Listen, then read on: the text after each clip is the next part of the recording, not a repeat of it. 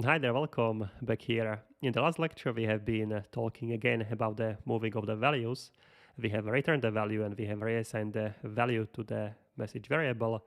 In this lecture, I'll be creating the similar example, but now with the integer type. So you will see we are not moving, but we are copying. Okay, so let's start. Okay, in our main function, I will create here a new variable. I will call it, let's say, age. Let's say 30. And I will create here a similar function as extend message, but we'll call it extend age or something like this. Okay, so I'll copy this. I'll write extend age. All right, and this will be, let's say, it can be mutable. I can say a, why not? And will be u32. It will be returning u32. So here I will reassign a, so a plus equal 100. So I will increase age by 100 and I will return it. Okay, and here, okay, let's write here this value. Actually, let's not return anything here. Okay, let's not return anything. Let's just remove it simply. Let's remove this a, just simply extend a, and here under the age, let's write here extend age. Let's provide the age here, and that's basically it.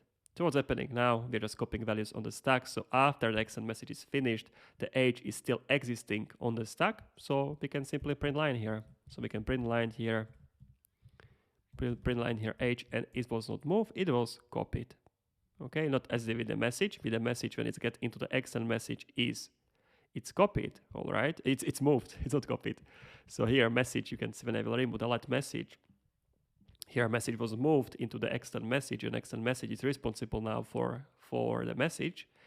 So I cannot use message any longer because it was moved. The age doesn't apply because the age was created on the stack and it still exists in the context. Okay, so as you want to see the example here, so what would basically happen here, we have here right age, let's say we have here this age of 30 here. Okay, that's the age.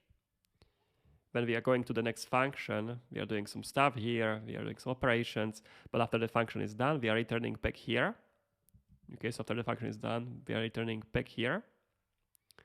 And as you can see, the age is still active on the stack, so we can still use it. Okay, so if we are doing some more instructions, age will stay here until the function is finished, and we can still use age. It wasn't moved, it was basically copied only, and yeah, that's it.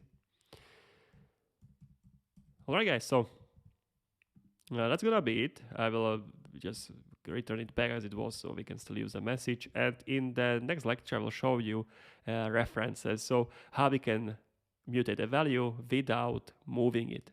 Okay, so we don't need to do this stuff here. Okay, so see you in the next one. Cheers.